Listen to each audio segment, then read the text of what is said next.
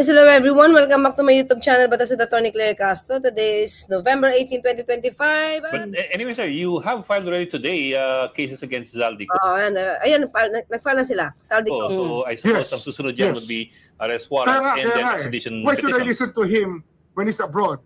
When I already filed cases against him here?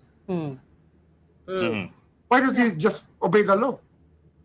And ito na mga clear. Pag nag-file yan, Sandigan ba? Ano bang araw yan? November 18. So, November 18, today is Tuesday. Pwede mag-warrant of arrest na yan. Kasi tapos na yung preliminary investigation eh. Hindi siya nag-file ng counter affidavit, right? He was given his right. He was given that right for him to file the counter affidavit. Diba? Di nila doon sa address, last known address niya, hindi siya sumagot. May lawyer siya, di rin sumagot. Ang sabi ng lawyer niya, we rather not file anything because feeling nila, prejudge sila. Mas lalong delikado yun eh.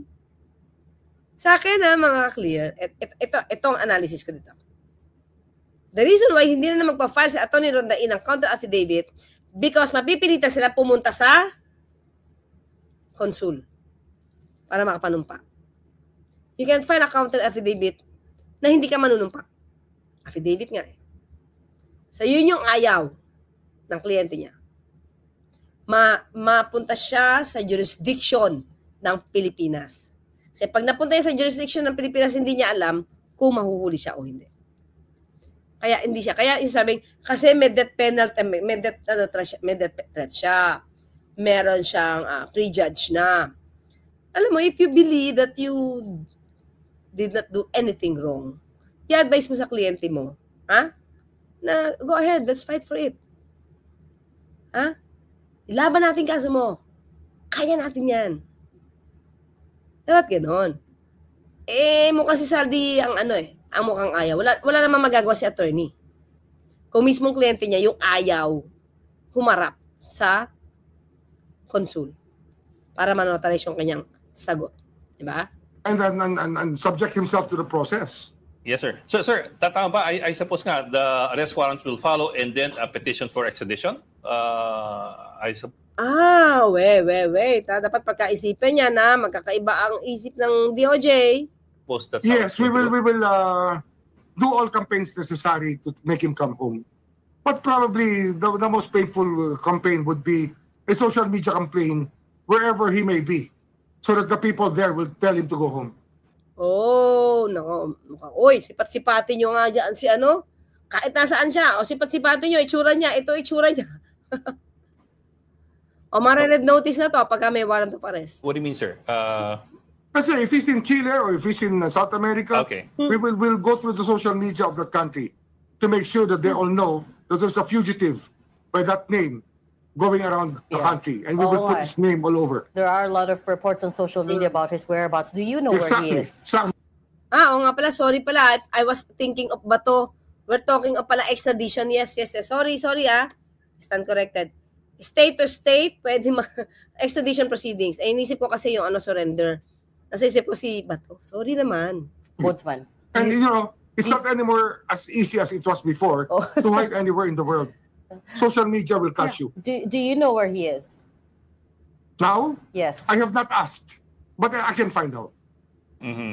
And even if there He was is no... to be going home yesterday, but I did not believe it. Dadaanin niyo yan? Through Interpol, more likely? Kasi kung lang na may extradition treaties natin. Yeah, Interpol is one of them. Interpol is one option that we have. At kakancelin yung passport niya, di ba? Of course. Pag may case This week, there's already a pending motion together with the filing. Okay. Ayan na. Ito na yung sinasabi natin eh. Kaya hindi pwedeng bara-bara. May nagsabi isang propagandista na kasama natin. Hanggang ngayon yung passport wala pa rin. That's the reason why you don't have to talk if you don't know anything.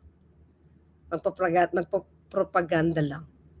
Hindi mo pala alam bakit hindi nakakancel agad ang passport ni Saldico. Makapagpropaganda lang. Para mapakapanira lang sa administrasyon. Ganun. His passport. You filed it with the DFA? No. It's a court order already that we're looking at. Not anymore a DFA order. It's a court ordering DFA. Yes. Oh, it's being filed this week. No, ano na yan? That's part of Filed your na yan. It's already in court. But it's just filed with the docket division of Sandigan Bayan. Yeah. It will be raffled off tomorrow.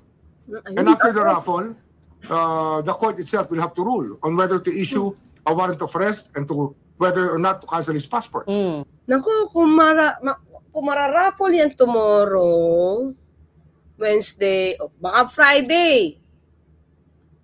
Friday or Monday, baka na dyan yung warrant of arrest. Okay.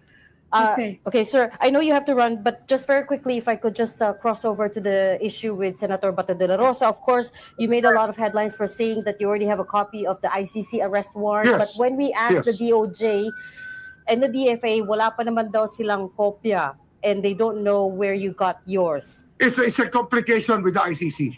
But I will stand by my word that there's a warrant. It will arrive officially very soon. Hala!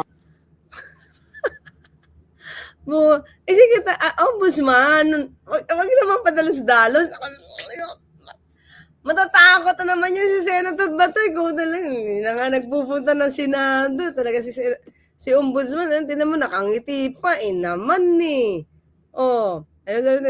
Tikiya yan. Yung hinihintay mo pag-cancel sa passport. Yun na. Walang kalam-alam. Ganun lang. Makapanira lang talaga ng gobyerno. Makapanira lang talaga sa Pangulo, di ba? So, wala pa lang alam. Ayan. Okay. Ombudsman naman eh. Nakangiti ka pa niyan. Tinan mo. I still have my copy. But it can... Tinan mo. Nagtatakot na niya si Senator Bato. Tinan mo yung ngiti niya, Di ba, Mama? Nasa si Mama? Natawa si Mama. Mama Rose. Di ba, mixed media? Tinan mo. Ikaw talaga kaya. Pinaiiyak, sa top and right, pinaiiyak na naman si Bato. Ayan ka na naman, ombudsman. Doon pa lang sa sinabi mo sa programa niyo sa executive session, hindi na nga nagpakita. Ngayon, sa interview na naman. Kasi, ombudsman talaga yeah. be used because it has to be an official transmission. How? Yeah, exactly. I still have my copy. Stand by my word that there's a warrant. It will arrive Tinan mo talaga to. Officially very soon. Di ko alam kung nananakot to, namingiti, ewan ko ba sa'yo, ombudsman? Tinan mo, parang nakot na naman kasi. I still have my copy. But it cannot be used because it has to be an official transmission. How? Yeah, exactly. That's what they're waiting on, the official copy. Yes. How did you get a hold of your copy so early, sir? I mean, secret. May tumawag. I cannot burn my source. They just changed the rules, right? Tinan mo. Dito ko na pakita ko nga mas malaki natin. Tinan mo yung ngiti, Tinan mo naman to si ombudsman. Ombudsman kasi. Kita niyo yung ngiti niya, ha? Di ba? Test paraon. Ayan, Talaga nananahimik na ngiti-ngiti ka pa dyan, ombudsman They changed the rules to make arrest warrant secret. Secret. Yeah. Secret talaga? Exactly. Rules, right? They changed the rules To be an official transmission. How? Yeah, exactly. That's what they're waiting on, the official copy. Yes. How did you get a hold of your copy so early, sir? I mean, I cannot burn my source. They just changed the rules, right? They changed the rules to make arrest warrant secret. Secret. Yeah. Exactly. It's a secret document. Secret. Nako. Paano na yan? Kung meron sa secret, paano mo pang request sa Supreme Court na i-reveal mo kung sino source mo? I-reveal mo kung may warrant of arrest? Paano yan? Document. That is a secret. Tingnan mo. Tama na sila. Yan naman. Ikaw, mga kaklit, kung ikaw sa Senator Bato, ganyan yung ngiti ni ombudsman. Although mga kaklit, hindi siya parte Hindi siya parte na mag-i-implement kasi hindi na siya DOJ. Hindi na siya parte. Pero ba't ka ganyan gumiti? Naman si ombudsman, Alam mo? Well,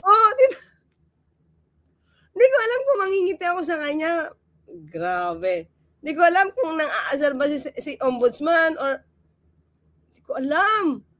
Ngayon ko lang ito nakita, mga ka-clear. Ngayon ko lang nakita kung paano Hindi ko alam kung nang-aasar to si Ombudsman. Tignan mo. Nagkataon ba na yung pag-picture ko, pag-hinto ko, pag-post ko, nakapungay ang mata ni Ombudsman? Ha? Let me put it this way, sir. I thought that the government had the... Di ba? Kayo na, mga kaklit. Naku, pag ikaw nakita ni Senator Batot, hindi ko alam, Ombudsman. Di ba? Had no desire to have anything to do with the ICC. That's the way that the ICC works. Di ba? They don't actually mirror our own judicial system. Yeah, exactly. But we have laws that coincide with each other that gives us respect for them, which is international humanitarian law. Yes, sir. But yeah, I understand, sir, that... Tignan mo, pag umiti, even from before, government has refused to have anything to do with the ICC on an official basis. That's only President Duterte, but not all the governments of the Philippines. So is it fair to say that we are now cooperating with the ICC? Well, we're doing witness protection for them. If that's when I was DOJ Secretary, we laid down the line that we will help them with the witnesses that they want to protect in the Philippines. Buti pa to Buti pa yung, the DOJ is just fair, mga ka-clear. Okay? May akusadong Pilipino. May mga biktimang Pilipino. Huwag lang puro yung akusado iniisip nyo. Yung nabiktima. Diba? Na Estrella Javier, Ras Felix, Tangerine, wala. Tingnan nyo sa speech ni Amy Marcos. Kung may patungkol sa biktima ng EJK. Hindi, wala. In connection with the drug war? In connection with the drug war and the case in the ICC. Okay. So, isang pahabol na lang, Ombudsman. May balita kasi na there will be another senator who might be covered by an arrest warrant. May balita din ba kayong ganon? Sino yan? Sino? Natin kung may nag-text. Another warrant from what? From the ICC? Sino ba yung isip natin pwede pa mag-warrant pag senador sa ICC? ICC ba to? Another senator to be covered by another arrest warrant? Wala pa. Second. Wala pa ako alam. Kung sa ICC galing, wala pa. Wala ka pang early copy. Mukhang may pinapatungkulan to si Senator Bongo. Siguro pag may nag-ring dito. Pag may nag-ring, mga ka-clear, lam na des. Okay? So, yun na mga ka-clear. Nako, maabot rin tayo mag-isang oras. Kakatawa natin dito, paano? Thank you so much sa almost 3,500 na live views dito sa atin. Pakiclick na po yung inyong like. Mami Ida Masukat, Auntie Amitis, Bayabaw, and of course, Mami Trasin Martin and Mami Antonia Vicente. Carol Balkin. Caroline, Jean, Castaneda, Balkin. My BFF. So, paano? Mga ka-clear. Napahaba yung usapan natin. Napahaba yung pang-aasar natin dito. Paano? Sago, dalawa tuloy yung topic dito. Diba? See you in a while, mga clear. Bye-bye. Thank you. Tingnan mo, ano pala ako dito? Yang Benjo, thank you sa sticker. Nelson Copino, thank you sticker. Raiden Yinlin, Yusek, ni-report ng GMA ang SALN. Yes, di ba? Meron yung lumang presyo, amount, assessment, meron bago. Yan, kompleto. Ba? Kaya ilang beses tinamaan ng COVID si PBBM. Iisa kidney. Ay, ganun ba yun? Basta, okay. Basta ingat lang ang Pangulo. Mickey or Mikey, thank you sa super sticker. And Teresa Hawk. Teresa Hawk. Thank you sa inyong super sticker. Mga kakrin, mga MIBs, see you tomorrow. Hanggang bukas, magkita at magkarinigan tayo. Ako po sa Tony Clay kasi papaalala lang, huwag tulugan ang inyong karapatan. Bye!